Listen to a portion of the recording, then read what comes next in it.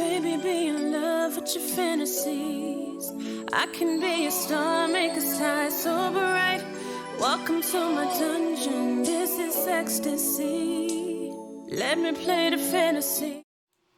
What's good, YouTube? It's your girl, Asia. And it's your boy, BJ. And we back like we never left. Appreciate y'all for tuning in. We appreciate y'all for pulling up for another reaction. We about to be checking out Bill Maher. Bill Maher? Is that how you pronounce his name? Bill Maher? I think it's Bill Maher. Bill Maher? Mm-hmm. I think it's Bill Maher. I'm going to go with Bill Maher. Maybe it might be Which Maher. one is right? I think it's Maher. Bill Maher. Okay. But we're about to be checking out Bill Maher in regards to this video. Now, he's going to be talking about wokeness.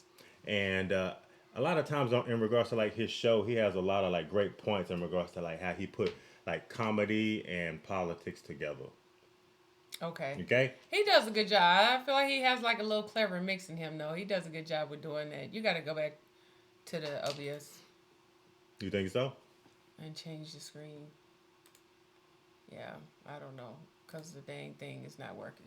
Hey, it is what it is. It's okay. Once again, it's always not working. But yeah, y'all. But yeah, again, like I said, he's going to be trying to identify the theory of wokeness. Now, this is actually from his show, Real Time with Bill Maher. Okay. And so let's go ahead and check it out. Let's go. Make sure y'all like, comment, subscribe, smash the notification bell, and let's jump into this video. All right. You ready now? Yeah. Okay. And finally, new rule, you can get creative with a novel, a TV show, or a movie, but history books, that's not supposed to be fan fiction. How we teach our kids history has become a big controversy these days, with liberals accusing conservatives of wanting to whitewash the past, and sometimes that's true. Sometimes they do. But plenty of liberals also want to abuse history to control the present. And last month, a scholar named James Sweet caught hell for calling them out for doing just that. He criticized a phenomenon known as presentism, which means judging everyone in the past by the standards of the present. It's the belief that people who lived 100 or 500 or 1,000 years ago really should have known better. Oh, wow. How do you do that? Which is so stupid. It's like getting mad at yourself for not knowing what you know now when you were 10. Stupid me, spending all that time raising sea monkeys and playing with slot cards and jerking off to a Playboy in the barn. Who doesn't have moments from your past that make you cringe? Who hasn't said, I can't believe I said that? I can't believe I wore that. I can't believe I thought that. I can't believe I did that. You ate dirt. You wanted to be a Ghostbuster. You shoplifted gum. Look. You tried to be a white breakdancer.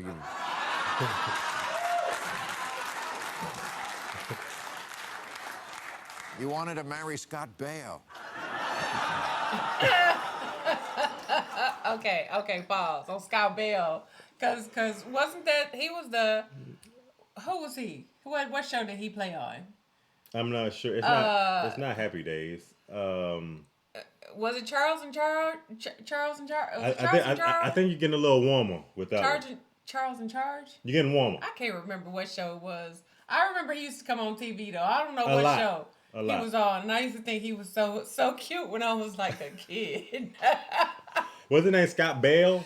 Yeah, that's what his name is. Scott Baio. He looks familiar though, but I don't know what show it is. I can't remember. Like if somebody said it, I think you're getting close. Charles and Charles kind of sounds pretty close to it. It might have been that show. If not that show. Yeah. I read Ayn Rand. I smoked. I was into numerology. Yes, because we hadn't then grown into the persons we would become. And humanity writ large is just the collective version of that. Did Columbus commit atrocities? Of course. But people back then were generally atrocious. He has a point. Everybody who could afford one had a slave, including people of color. The way people talk about slavery these days, you'd think it was a uniquely American thing that we invented in 1619. But slavery throughout history has been the rule, not the exception. The Sumerians, the Egyptians, the Greeks, Romans, the Arabs, British, the early Americans, all the way up through Talk R. about Kelly. it. He did not. I knew it was No, coming. he did I knew it was not. coming. I knew it was coming. He said that one for last. Oh, hit it right where it He hurt. said all the way to R. Kelly. But that's what they was saying. They was saying he had some slaves up in there. You know what I mean? Like, He is a mess. not working slaves. Oh. Well, I mean, they was working all right, wasn't they? Yeah.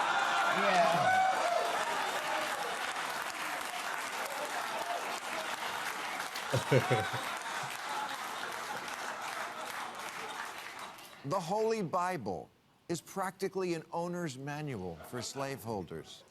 The word slave comes from Slav, because so many Slavic people were enslaved, and they're as white as the Hallmark Channel. Who do you think gathered the slaves from the interior of Africa to sell to slave traders? Africans, who also kept their own slaves. We're a species prone to making others of our species our bitch. I've said it before, Damn. and I'll say it again. Humans are not good people.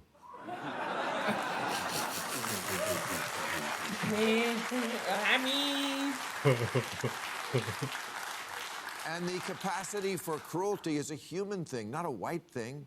That's the truth, even though it doesn't jibe with the current narrative. But in today's world, when truth conflicts with narrative, it's the truth that has to apologize. Being woke is like a magic moral time machine where you judge everybody against what you imagine you would have done in 1066, and you always win. Presentism. Yeah, this professor is right. It's just a way to congratulate yourself about being better than George Washington because you have a gay friend and he didn't. But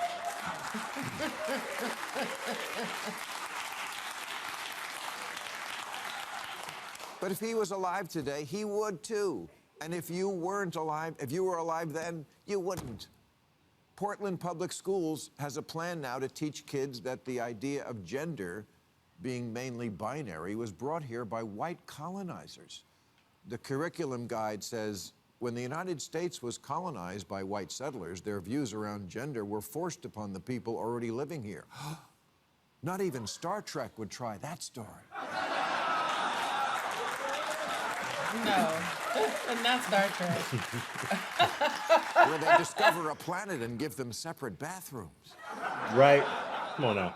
It's like they finally discovered a unified theory of wokeness, incorporating all their ideas about race, gay, gender, and colonizers. Like the New World was a great big diverse dance club and the Pilgrims were the bridge and tunnel crowd who came in and ruined everything.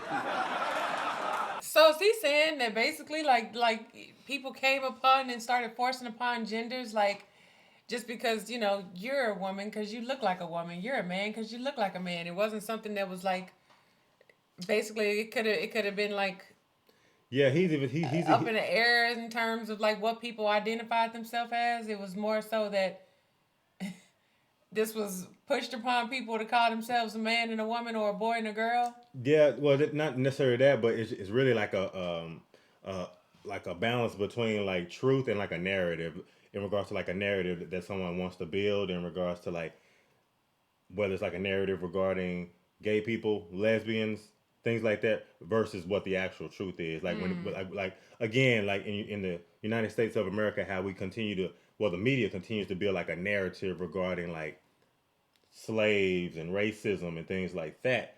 But at the end of the day, it's like, you know, when they talk about racism in the United States, it's almost like they make it seem like this was the only place that racism was, and it was like white people doing it to black people and oppressing black people. But the truth is that all what he races said, were doing it's it. already, yeah. Okay. Pilgrims were the bridge and tunnel crowd who came in and ruined everything. There's a play called I, Joan, currently being presented in London, Joan. written by Charlie Josephine, who identifies as non-binary and uses they, them pronouns. And it portrays Joan of Arc as, surprise, non-binary with they, them pronouns. Which, if you think about it, makes even less sense because Joan, being French, spoke a language where every noun is masculine or feminine. Joan says in the play, "I'm not a girl. I don't fit that word," as if she's a character on Euphoria.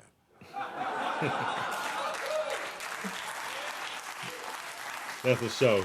Wow. Now, it's true, Joan of Arc did wear pants, but that's what the soldiers wore, and she was soldiering. But in the retelling, Joan would rather die than stop wearing men's clothing. Okay, Joan of Arc wasn't executed by the fashion police. No. Her trial went on for over 2 months. We have the transcript, and not once did she complain about being misgendered. She had bigger fish to fry, like herself.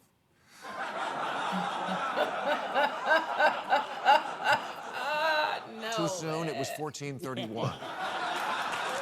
He said it was 1431. Which is not to say that there isn't truth to the old rubric that history is written by the winners, and it is subjective. Napoleon said history is just a fable we all agree on. And he said no because he was a deaf woman named Diane.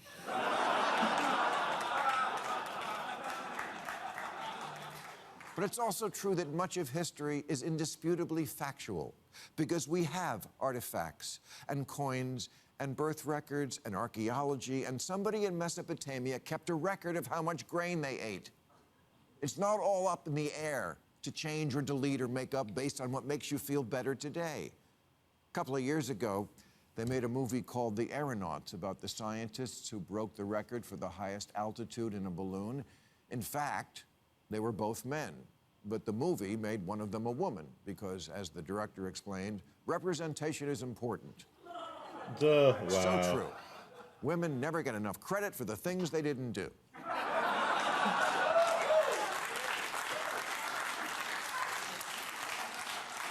I think Meryl Streep should play Seabiscuit, so every girl will know she too can grow up to be a racehorse. He's at Meryl Streep. Wow. I like Bill Maher. He's funny. He's really funny. I like the way that, you know. I like the context too, how he puts it too. Oops, sorry. It's all good. Sorry, y'all. We're playing around with these buttons right now, y'all. Please forgive us. Yeah. But again, you know, just in regards to how he's speaking in regards to like truth versus narrative, and again, it just seems like the further we get from history, it's like people want to continue to like to recreate their own type of history, And change it up. Yeah. right? And it just feel like it's just the same thing that I continue to see just in regards to like across the board regarding just people continuing to just create a narrative, whatever type of narrative they want to create. Just like he was showing like the Portland school district was like trying to teach things in regards to like gender to kindergartners and coming up with a certain type of narrative in regards to like white settlers when they came here. This is what they created, and it's just like that's not what happened.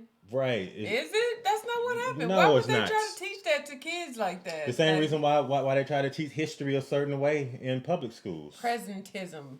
I cannot, y'all. Like, it's all who about came up with that? Like why would you- presentism. No, man. That's They only worry about so presentism. dumb. They're not. That's got to be the dumbest thing. They only worry about presentism, what's going on in the present, and how they can affect the future. Well, that's really gonna have people walking around being mad at the world. They mad because they did everything they did before, and they can't do that now because they are stuck on then. Or okay, but y'all get what I'm saying. I mean, just at the end of the day, for me, on the past, it makes no sense. yeah. Again, like, and it just goes back to like even me, like in grade school, going all the way up through high school, just. When you sit back and think about like the curriculum, things that you were taught, it's like you have to unlearn and relearn a whole lot of different things. Yeah. You know, and for me, I just don't get it how you have like a society these days that's so caught up with, you know, a narrative rather than being focused on the truth. Agreed. But I like how he put a lot of the key points. Everything that he said was very, very truthful and factual. But again, I just like how he throws in the comedy. Because, you know, Bill Maher, come on. Like he's a comedian, too. Yeah. So yeah, that he is. I like how he does that. But he also, you know, the comedy is also kind of derived in truth as well, too. So that's another part that you can't just skim over. Like, you laugh in regards to what he's saying. Right. But a lot of things that he's saying is true as well. Yeah. So, again, this is for all those people that's so-called woke. The wokeism. The woke ones. Okay. Y'all let us know. From presentism to wokeism. Wokeism. Yeah. We sound so ridiculous right now. That's what they call it. That's what they call it. Y'all let us know what y'all think about this down in the comment section. If y'all enjoyed this, For sure. be sure you give us a big thumbs up, like, comment, subscribe, smash the notification bell, join this family. And if ain't nobody else told you, we love you. And we're going to see y'all in the next video, y'all. Peace. Bye.